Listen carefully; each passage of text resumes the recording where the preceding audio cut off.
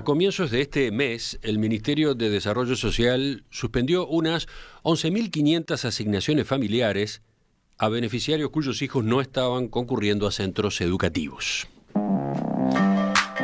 Este control, que se aplica 2 veces por año, se debe a las condiciones que rigen para las asignaciones familiares Plan Equidad, según la ley votada en el año 2008 en el primer gobierno del Frente Amplio. ¿Cuáles son esas condiciones? Inscripción en institutos de enseñanza, alta asistencia a clases, más la realización de controles médicos periódicos a los niños. Debido a la pandemia, la medida dejó de aplicarse. Se dejó en suspenso en los primeros años de la administración encabezada por Luis Lacalle Pou. Pero después se retomó. Y ahora, en la segunda oportunidad, disparó la polémica. O mejor dicho, se reinició una polémica que vuelve cada tanto y que incluso generó diferencias internas en el último periodo de Tabaré Vázquez. Esta vez, por ejemplo, la vicepresidenta de la República, Beatriz Argimón, planteó públicamente su preocupación por lo que ocurre con los niños a los que se les corta el beneficio, y el ministro Martín Lema aclaró que no había marcha atrás posible. Ustedes recordarán, el lunes 8 entrevistamos aquí en Perspectiva sobre este tema a Antonio Mansi, director nacional de Transferencias y Análisis de Datos del MIDES, Ministerio de Desarrollo Social. Hoy les proponemos otro enfoque desde la academia, donde se advierte que las condicionalidades no tienen el impacto esperado para mejorar la asistencia a la educación de niños y adolescentes en situación de vulnerabilidad, o que si tienen impacto hay que cotejarlo con el costo que por otro lado implica. ¿Cómo se podrían modificar estas políticas para lograr una efectividad mayor? Bueno, de eso es que charlamos a partir de este momento con la economista Mariana Serpa, doctora en Economía por la Universidad de Arizona en Estados Unidos, profesora asistente en la Universidad de Lovaina, Bélgica, especializada en políticas sociales en países en desarrollo. Mariana, buen día, buenas tardes para ti. Buenos días, Emiliano, Romina, ¿cómo están? Si te parece, vamos a entrar al tema repasando datos, repasando información a propósito de estas asignaciones familiares Plan de Equidad. Por ejemplo, abarcan a unos 203.000 hogares vulnerables, con lo cual de hecho se llega a unas 830.000 personas. 370.000 de ellas son menores de edad. ¿Qué agregarías tú en esta descripción rápida? No, lo que agregaría es que el Plan de Equidad, las asignaciones familiares Plan de Equidad son el principal programa de transferencias que tenemos hacia familias en situación de pobreza y que están focalizados justamente en embarazadas, niños y adolescentes, y por lo tanto la importancia que tiene este programa y la recepción de esta ayuda económica para esas familias. Otra aclaración importante creo que es la del monto. Tiene varios importes, pero Mansi, cuando lo entrevistamos, explicaba, daba un ejemplo: en un hogar donde haya un menor en primaria y otro en educación media, el beneficio es de 4.197 pesos por mes. Lo menciono porque no es que estemos hablando de cifras altas, ¿no? Sí, a veces hay como una percepción en la población de que hay gente que vive de las asignaciones familiares y claramente son montos que no alcanzan, ¿no? O sea, son una ayuda económica. Obviamente, además de tener hijos, el monto aumenta con la cantidad de hijos, pero también el costo de vida aumenta con la cantidad de hijos. De esto vamos a volver a hablar después, lo consigno al pasar y sigo. Las AFAM, estas asignaciones familiares Plan de Equidad, son la única transferencia monetaria del MIDES que tiene requisitos, ¿no? Yo mencionaba recién, está condicionada a que los menores vayan a estudiar, también a que tengan una debida atención de salud. Por otro lado está la tarjeta Uruguay Social, pero ahí no hay limitantes. La única limitante es en qué se puede gastar la tarjeta Uruguay Social. Bien, y todo esto tiene origen en la ley 18.227 del año 2008. Sí, así es. Desde entonces está este instrumento, desde entonces están sus características principales definidas. A ver, ¿por qué se introdujeron esos condicionamientos que yo mencionaba recién? ¿Qué es lo que se busca en definitiva? Creo que el diseño de las asignaciones familiares y antes el plan de emergencia, que no sé si recuerdan que fue desde el 2004 al 2007, que fue como el antecedente de este plan de equidad, que tenía un diseño bastante similar, lo que busca es ayudar a las familias con niños, niñas y adolescentes a salir de la situación de la pobreza y en general cuando se piensa en condicionalidades es incentivar a los padres a invertir en lo que los economistas llamamos el capital humano de las familias, que en la salud y educación de los hijos, para lograr impactos de más largo plazo y reducir la transmisión intergeneracional de la pobreza. Eso es en general lo que se busca y está inspirado en otros programas latinoamericanos que también han tenido este tipo de diseño con condicionalidades en inversiones en salud y educación. Uh-huh. Es algo bien latinoamericano. En el resto del mundo, por ejemplo, en los países desarrollados, existen programas de transferencias también para personas en situación de pobreza, pero en general no tienen este tipo de condicionalidades. Veía un hilo de Twitter que tú escribiste a raíz de esta discusión que está planteada en Uruguay, un hilo en el que a su vez recordabas un artículo tuyo de hace unos años, ¿no? Ya habías escrito sobre el tema. Hace un par de años, cuando una de las polémicas había surgido. Sí, decías en uno de los mensajes, se parte de la base de que las familias beneficiarias invierten menos que lo socialmente óptimo en educación. Se supone que la no asistencia es un problema de demanda y que darles a los adultos un incentivo monetario cambiaría su decisión y aumentaría la asistencia a educación. ¿Podrías profundizar un poco en estas frases? Sí, la idea, creo que en Uruguay en general es verdad que hay una subinversión en la educación de los niños y adolescentes, sobre todo en lo que es secundaria. O sea, sería óptimo para la sociedad que más niños y adolescentes culminaran el ciclo educativo completo. Creo que eso es una hipótesis bastante cierta. Probablemente no solo las familias en situación de pobreza, porque lo que vemos en la asistencia a secundaria es un problema que trasciende, si bien es más grave en las familias más pobres, trasciende a ese sector de la población y hasta en los quintiles más altos de ingreso hay bajas tasas de finalización de secundaria. Entonces, la hipótesis en sí no es necesariamente mala. La pregunta es si este tipo de instrumento efectivamente en la práctica tenemos evidencia empírica o no que logra incentivar la asistencia y sobre todo pensando en cuáles son los problemas que en Uruguay hacen que los adolescentes no terminen la secundaria. Tú, en esta serie de mensajes ahí en Twitter, planteabas dos preguntas básicas. Entonces, una, ¿cuán efectiva es la condicionalidad para aumentar la asistencia escolar? Dos, ¿cuál es el impacto sobre quienes incumplen las condicionalidades? O sea, ¿cuál es el costo? ¿Cuál es el perjuicio que al mismo tiempo una política de este tipo puede llegar a tener? Vayamos por partes, entonces. ¿Qué es lo que ves con respecto a la efectividad? Bueno, antes que nada, lo que yo planteo se basa en datos generales y en la evidencia internacional, porque en Uruguay no tenemos una evaluación específica, rigurosa de estas dos preguntas. Si bien hay muy buenas evaluaciones de los impactos del plan de asignaciones familiares sobre otros resultados, no está evaluado específicamente el tema de la condicionalidad. Entonces, me basé en datos agregados, por ejemplo, los datos de las suspensiones, los datos de asistencia y finalización de la educación y después lo que sabemos sobre los impactos que puede tener quitar la transferencia. Para la primera pregunta sobre si está siendo efectiva la condicionalidad en aumentar la asistencia y la finalización, podemos mirar simplemente las tasas de asistencia y ver si los años en que se retiraron las transferencias, que se controló esta condicionalidad, hubo un impacto positivo o no. Y eso no lo vemos, por lo menos a nivel agregado, aún si focalizamos en el quintil, en el 20% más pobre de la población, no vemos que al quitar la transferencia haya un cambio visible en la tasa de asistencia.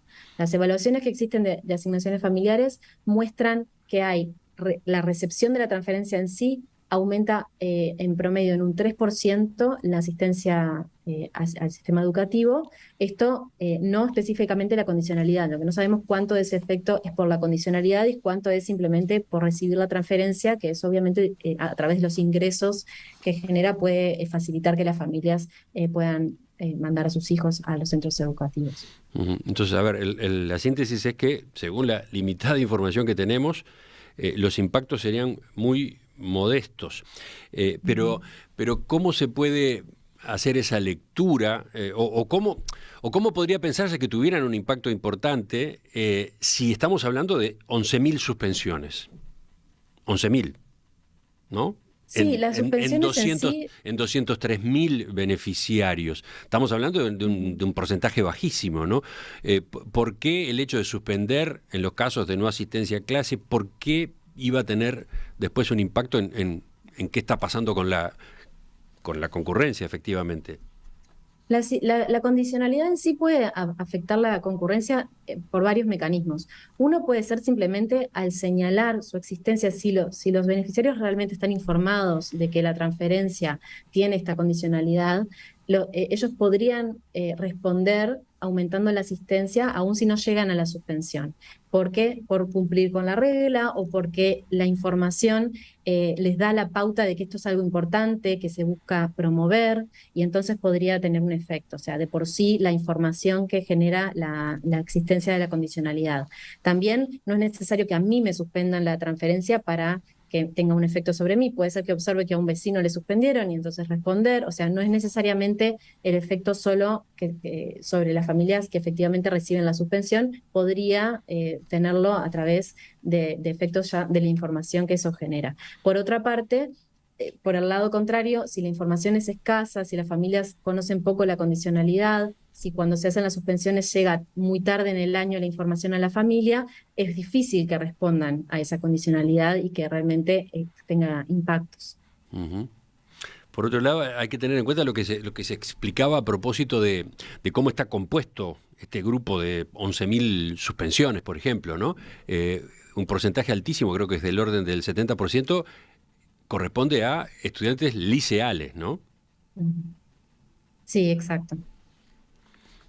¿Eso Lo- cómo, el, cómo incide en este análisis? Bueno, lo que tenemos que tener en cuenta es qué está pasando en general con la asistencia secundaria en Uruguay y cuáles son los motivos por los cuales tenemos esa deserción del sistema educativo. Muchos de estos estudiantes, seguramente si miramos las tasas, por ejemplo, de repetición en muchos liceos de Montevideo, sobre todo en los barrios más pobres, lo que vemos es que hay unas tasas de repetición realmente escandalosas. Si un adolescente ya repitió, está teniendo muchos problemas para poder encontrarle motivarse para ir al liceo, probablemente este incentivo económico de la familia no logre abatir esas otras inconvenientes que esa familia está enfrentando. Bien. Entonces, bueno, estábamos hablando de la primera pregunta. ¿Cuán efectiva es la condicionalidad para aumentar la asistencia a clases? La otra era, ¿cuál es el impacto que tienen las condicionalidades sobre quienes incumplen? A ver, allí, ¿cuál es la conclusión? ¿Cuál es la respuesta? Ahí nuevamente no conocemos el impacto específico de estas suspensiones sobre las familias porque no tenemos los datos, por lo menos hasta el momento no ha habido un análisis de esos datos.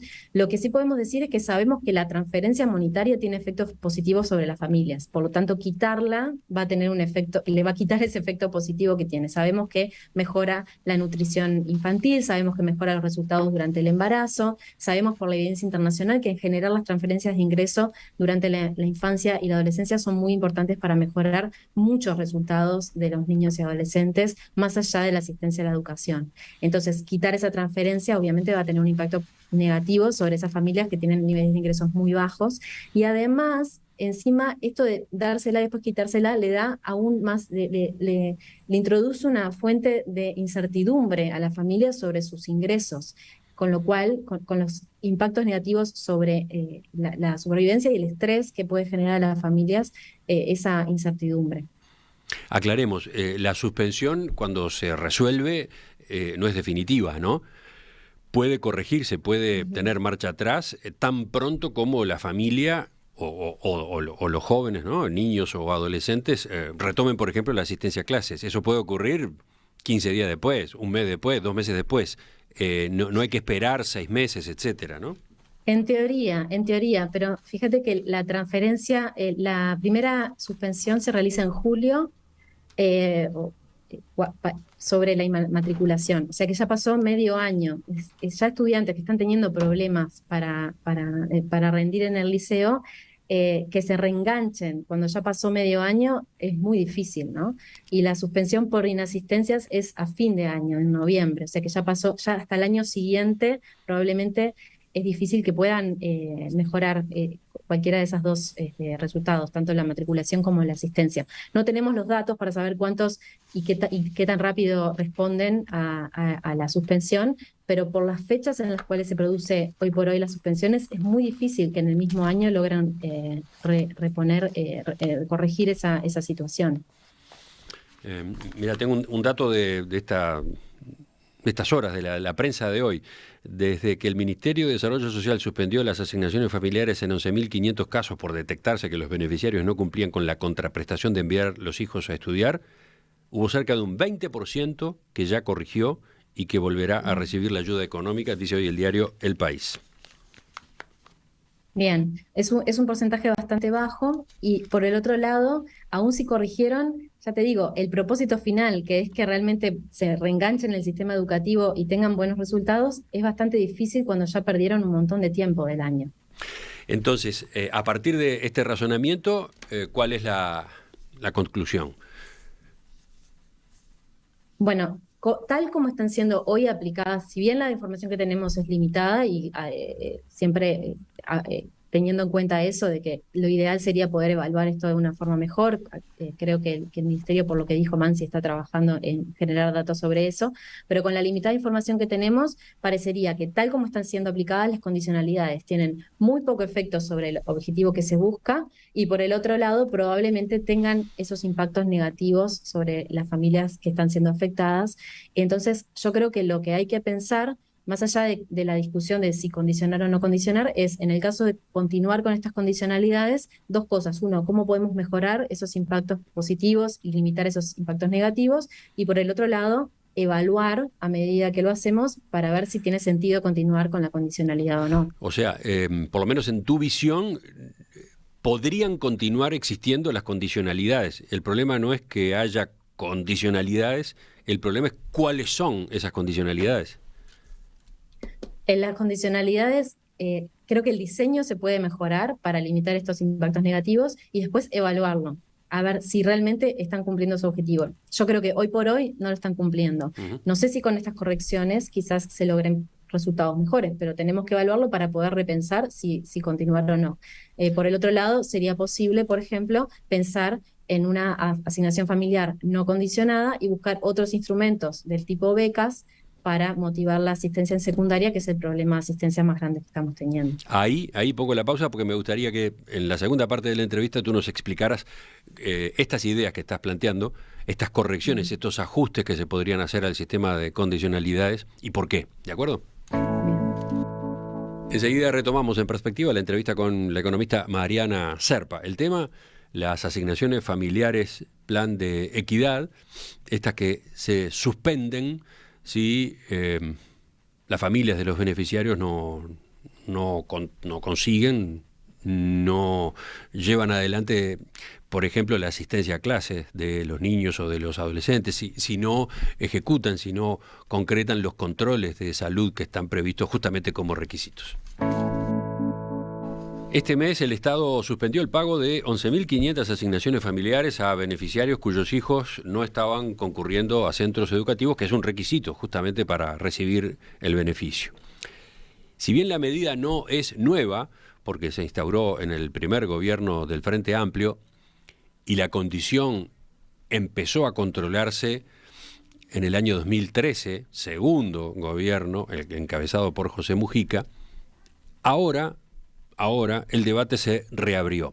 Y, por ejemplo, desde la academia se discute que esa condicionalidad efectivamente promueva la escolarización de niños y adolescentes o a qué costo lo promueve si es que produce algún impacto en esa materia. ¿Cómo es el análisis? ¿Qué cambios podrían hacerse en estas políticas para mejorar su efectividad? De eso que estamos conversando esta mañana con Mariana Serpa, economista, profesora en la Universidad de Lovaina en Bélgica, especializada justamente en políticas sociales.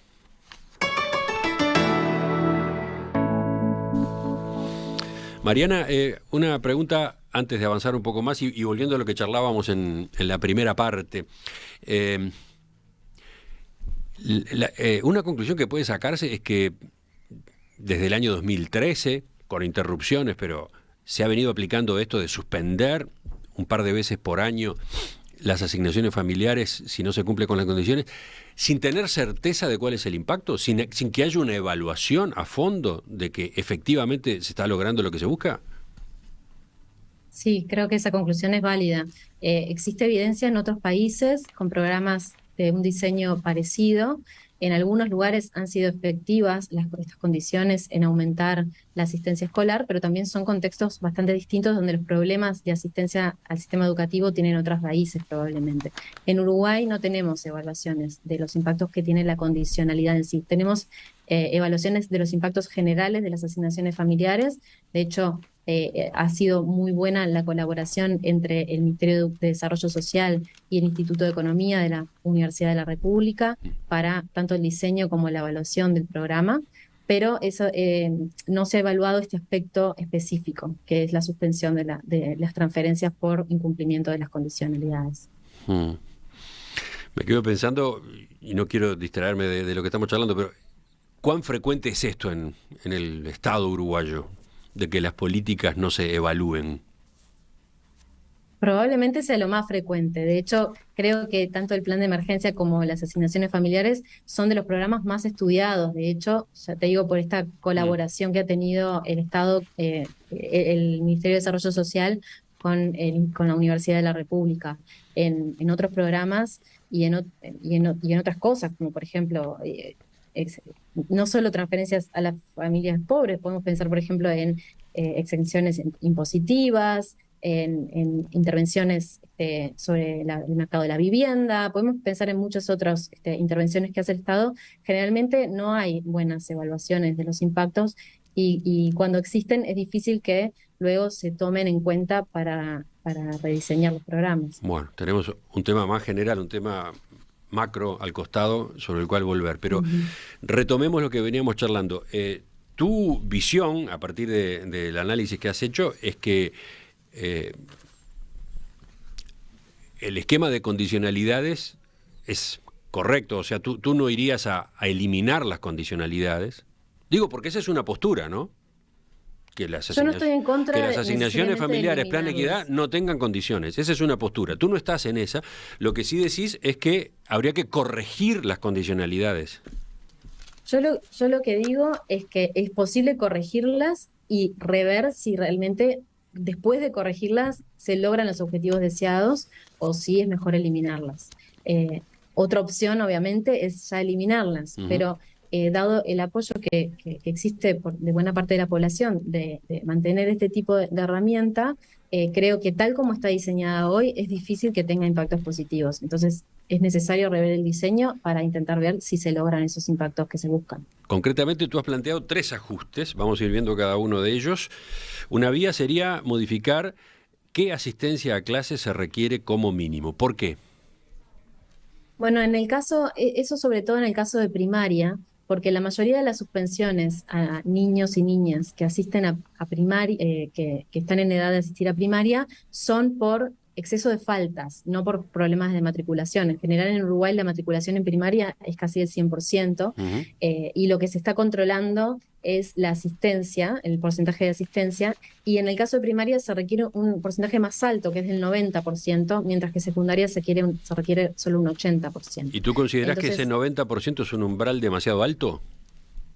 es posible, la pregunta es por qué 90% en primaria, por qué ese umbral quizás tan alto, y habría que ver los datos para saber cuántos en realidad tienen un nivel de asistencia que podría ser relativamente bueno, igual están perdiendo la transferencia por no llegar a ese 90%. Es un dato que lamentablemente yo no tengo, pero sería bueno saberlo para pensar si habría que ajustar cuál es el umbral que se exige. Sí, a ver, llevándolo a un número, tú decís, ¿tiene sentido que alguien que tiene una asistencia del 85% vea suspendida la asignación familiar?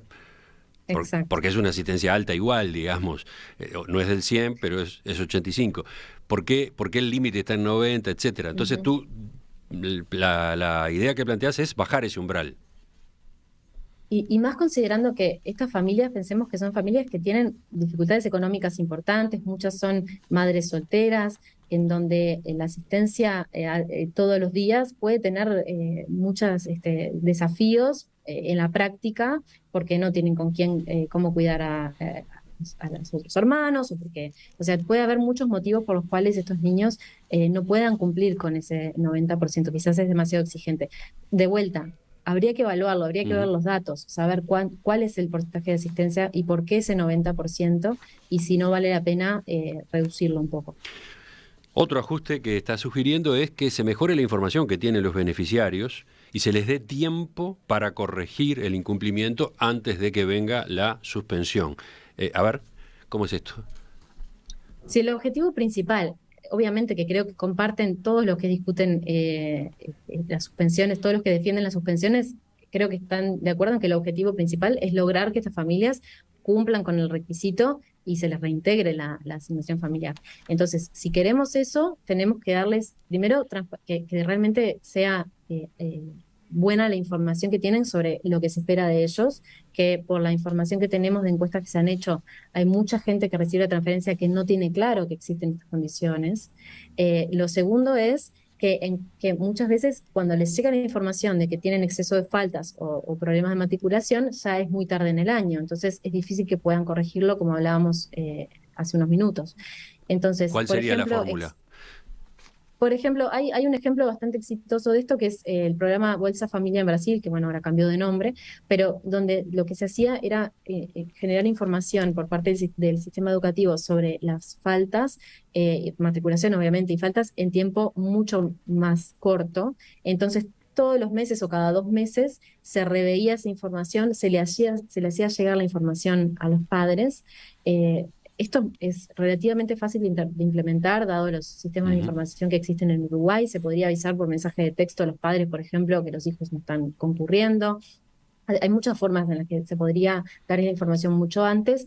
Y el otro que tiene de bueno ese programa es que las suspensiones no son de una, sino que hay como etapas. La primera es solo un aviso, la segunda quizás es una suspensión parcial o temporal, y hay como 5 etapas, y recién en el quinto incumplimiento se llega a la suspensión por tiempo indeterminado. Esto da tiempo que las familias respondan, cambien su comportamiento, le transmitan, por ejemplo, a sus vecinos, a sus amigos, a sus compañeros de clase, que existe este problema y que les puede pasar a ellos también, y de esta forma que se disemine la información y las familias puedan responder a tiempo.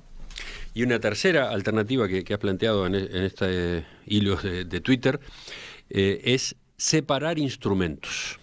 Por un lado, transferencias no condicionadas, y por otro, una especie de beca de estudio. Esta es la parte quizás más compleja de lo que estás sugiriendo. ¿Podemos explicarlo? Sí, el problema que trato de atacar con esta discusión es que hay dos cosas. Uno, que el objetivo principal es dar asistencia económica a estas familias, y que esa asistencia económica es muy relevante. Como decía, quitar la transferencia es un problema grande para esas familias. Y por el otro lado, la transferencia no está identificada, al menos en Uruguay, tal como se ha implementada, no es claro que es un programa específico para el estudio. De hecho, no lo es, tiene otros objetivos más allá del estudio. Entonces, separar instrumentos nos puede permitir, por un lado, preservar la estabilidad de los ingresos que se le dan a las familias como base, y por otro lado, generar quizás un programa específico donde sea bien claro que el objetivo es la asistencia escolar y sobre todo liceal, que es donde está el mayor problema. Tú decís entonces que la primera parte de este nuevo esquema no tendría condicionalidades. La familia lo cobraría Exacto. siempre. La primera parte. La segunda, esta especie de beca de estudio, sí estaría condicionada al cumplimiento de tales o cuales requisitos. Exacto. Y podría, por ejemplo, buscarse no solo la asistencia, sino un cierto rendimiento escolar. Podría combinarse con otros instrumentos de apoyo a los estudiantes. Podría generarse una campaña de información donde haya una clara asociación de esta ayuda con el objetivo de mejorar los rendimientos escolares y la asistencia al liceo. La idea es interesante, pero pregunto, teniendo en cuenta el monto del que estamos hablando, el poco dinero que está en juego, 2.000 pesos, por ejemplo, por un niño por mes, ¿Se puede pensar en, a su vez, repartir esa cifra en dos componentes, en uno permanente y en otro condicionado? Es una muy buena pregunta. Probablemente necesitaríamos invertir más, pero en general en Uruguay, no solo la familia, sino también el Estado, está invirtiendo no lo suficiente, en mi opinión, en educación, dados los resultados que estamos teniendo, ¿no? O sea que necesitamos hacer más, necesitamos, y creo que se podría pensar si sería bueno un programa de becas, es una posibilidad, pero no se puede pensar algo así sin pensar también el lado de la oferta educativa y cómo mejorar los resultados que estamos teniendo desde los centros educativos. Ahí está, esa es otra parte muy importante del asunto, ¿no? No, pero con respecto a los importes, pensaba en eso, ¿no? Que de los 2.000 pesos que se dan por mes, ponemos 1.000 que son permanentes, 1.000 que serían beca y los 1.000 esos son los que estarían condicionados. Parece que las cifras no dan para tanto, ¿no? Eso era la pregunta. Probablemente yo lo que pensaría es, si las otras cuestiones que conversamos antes no logran mejorar la efectividad de la condicionalidad, pensaría en mantener una asignación familiar tal como está hoy, con los montos que están hoy, no condicionada, Ajá, y ajá. después pensar otras herramientas aparte. Agregar la Exacto. parte, digamos, beca. Ujú. Sí. Mirá, tengo acá, por ejemplo, entre los mensajes de los oyentes, uno de Magdalena que dice: para estimular la asistencia y permanencia en el sistema educativo hay que incrementar las asignaciones y convertirlas entonces en algo que sea más imprescindible para el hogar. O sea, que pese de manera significativa en el presupuesto de la familia y que por lo tanto Ujú. se lo quiera sostener de cualquier modo, ¿no? ¿Qué decís tú sobre esa visión? Es una pregunta válida de si aumentar el monto generaría o no una respuesta. Mi sospecha es que no necesariamente. Si bien son montos relativamente bajos no, ya te digo, no se puede vivir solamente la asignación familiar, son montos que para estos hogares son significativos. Y el hecho de que no estamos viendo una respuesta muy fuerte a la condicionalidad probablemente no tenga que ver solo con que el monto no es importante, sino con los problemas de realmente insertarse en el sistema educativo que están teniendo los jóvenes en Uruguay. No digo que aumentar el monto no pueda ayudar. Probablemente tenga otros impactos positivos aumentar el monto, no solo la asistencia escolar. Eh, pero por el lado de aumentar la asistencia, creo que si no lo combinamos con otro tipo de herramientas, es muy difícil que veamos resultados. Antes de terminar, quiero introducir en la conversación la reacción que ha habido, o una de las reacciones que ha habido ante el planteo público que tú has hecho, porque en tus propios mensajes en Twitter tuviste respuesta de Antonio Mansi, a quien entrevistamos justamente hace pocos días en el programa, a quien está en el Ministerio de Desarrollo Social a cargo de la Dirección Nacional de Transferencias y Análisis de Datos del MIDES. ¿Cómo viste esa reacción? Lo noté muy abierto, ¿no? Muy permeable a esta discusión. Sí, lo vi como algo muy positivo. Creo que lo que transmitió fue dos cosas, concluiría, creo, y no quiero poner algo en sus palabras, en su boca que no dijo, pero recordando lo que escribió, creo que trató de transmitir dos cosas. Una, que están intentando mejorar la transmisión de información o la coordinación entre ANEP y el MIDES y el BPS para mejorar los tiempos en que la información llega y las suspensiones se hacen. Y por otro lado, creo que se mostró abierto a escuchar, a recepcionar opiniones sobre académicos y sobre investigadores que han hecho estudios sobre este tema y incorporar cambios si fuera necesario Veo a los programas. dos apuntes en ese sentido. Por ejemplo, son varios los mensajes que escribió, pero con respecto a tomar en cuenta la evidencia e ir haciendo ajustes para mejorar el diseño y tener mejores resultados, mencionó un ejemplo. Varios estudios sobre las asignaciones familiares Plan de Equidad detectaban que los hogares que recibían la prestación tenían una mayor probabilidad de trabajo informal y la principal hipótesis apuntaba al mecanismo de los umbrales de ingresos que actuaban como desincentivo a la formalidad, ya que los hogares podrían temer pasarse con sus ingresos formales y así perder la asignación. Frente a esa evidencia, desde enero de este año no se aplican topes de ingreso para acceder o mantener la prestación, solamente se aplica el índice de carencias críticas que determina la vulnerabilidad. O sea que, señala, ya se hizo algún ajuste a partir de evidencia, ¿no? Sí. Sí, existe bastante evidencia sobre eso, de que ese control generaba una reducción en la formalidad laboral. Incluso en personas, yo participé en uno de los trabajos que estudió eso, y lo que encontramos es que incluso familias cuyos ingresos potenciales probablemente estarían por debajo del límite, ese que se controlaba de Ujú. ingresos formales, de todas maneras reducían su búsqueda de trabajo formal y por lo tanto veíamos una reducción en la formalidad.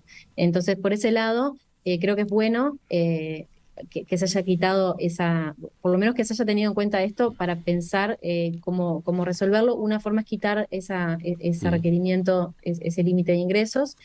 Creo que igual otra cosa a pensar en el programa es tanto los mecanismos de ingreso como de salida. Hoy por hoy están basados en un índice de carencias críticas que lo que mide es el nivel de vida del hogar basado en general en artefactos y en cosas que tienen el hogar, la calidad de la vivienda, etcétera. Esto tiende a medir pobreza bastante estructural, ¿no? Lo que Ujú. visualizamos más como pobreza, pero probablemente responde poco a cambios de corto plazo en los ingresos, ¿no? Familias que de repente no estaban en situación de pobreza, pero Mm. pierden el trabajo Ajá, o claro. estamos en una crisis y caen en situación de pobreza, probablemente este tipo de mecanismo de elegibilidad no logre apoyar a esas familias que quizás la calidad de su vivienda, las cosas que tienen, no representarían ese nivel de carencias que ese instrumento mide. Entonces habría que pensar más en profundidad cuáles pueden ser formas de lograr que este tipo de programas respondan más en el corto plazo a cambios en las situaciones de las familias. Esto es un problema Mm. que no es solo de Uruguay, es en general en los programas de transferencia en los países en desarrollo, donde tenemos mucho trabajo informal y por lo tanto se tienen que buscar mecanismos de elegibilidad alternativos Está bien, a sí. las declaraciones de ingresos. Es un desafío grande que tienen. Y por último, dice Mansi, eh, hay cuestiones de implementación que debemos seguir mejorando claramente. Por ejemplo, en temas de comunicación, acciones de revinculación, y menciona lo siguiente. Ministerio de Desarrollo Social, ANEP y BPS estamos trabajando coordinadamente en estos aspectos. Uno, detección temprana de incumplimientos con cruces de información antes de la fecha de corte. 2. Notificaciones personalizadas a través de celular y correo. 3. Alertas en el sistema de atención ciudadana del Ministerio de Desarrollo Social. 4. Coordinación de contacto y acompañamiento por técnicos en el territorio, tanto de los programas de ANEP como los programas de MIDES y oficinas territoriales. 5 mejoras en el proceso para cargar el certificado de estudio directamente en el sistema sin necesidad de ir a una oficina o mandar un correo. Esos son los puntos que menciona. Algunos de ellos van en línea con lo que tú recomendabas. Sí, son buenas noticias. Si están trabajando en eso, realmente son buenas noticias y espero que podamos ver los resultados pronto. Por otro lado, lo que señala es que se está convocando a un encuentro para que todos aquellos investigadores que estén estudiando estos temas puedan mostrar los resultados de sus estudios y hacer propuestas concretas. Ujú. Da la sensación Así es. de que el debate este que en varias ocasiones ha aparecido, porque se dio incluso en el periodo de gobierno anterior, parece que el debate que ahora se instala, el debate va a dar pie a, digamos, una etapa más fermental, ¿no? De elaboración, de cuidado de estas políticas. Yo lo que agregaría a eso, si podemos pedirle un poco más a Mansi, es que se mejore también la facilidad de acceder a los datos que tienen los investigadores, porque de esa manera podríamos tener mejores investigaciones que aporten más información a la política pública. Mariana Serpa, economista especializada en políticas sociales en países en desarrollo, doctora en economía por la Universidad de Arizona, profesora asistente en Lovaina, la Universidad de Lovaina en Bélgica. Gracias por atender nuestra llamada esta mañana. ¿Cuándo volvés por acá? ¿Cuándo pasás de nuevo por Uruguay? Muchas gracias a ustedes. Estoy viajando en 2 semanas, voy a estar un mes allá y después vuelvo a fin de año también. Ah, bueno. Así Voy a que estar dando clases en la maestría de economía de la Facultad de Ciencias Económicas de la UDELA. estos temas estarán en la mesa, estarán en el pupitre. Están estos temas y otros de otro tipo de políticas públicas. Bueno, quedan avisados todos. Entonces, volvemos a conversar en cualquier momento. Muchas gracias. Arte Hoy en Perspectiva, En el estudio de radio, cada semana, un autor y su obra. En Los Corredores, una muestra mutante de creadores consagrados y también emergentes. Arte UI en Perspectiva presenta Banco República para su tarjeta Brow Recompensa. Apoya Victoria Plaza Office Tower.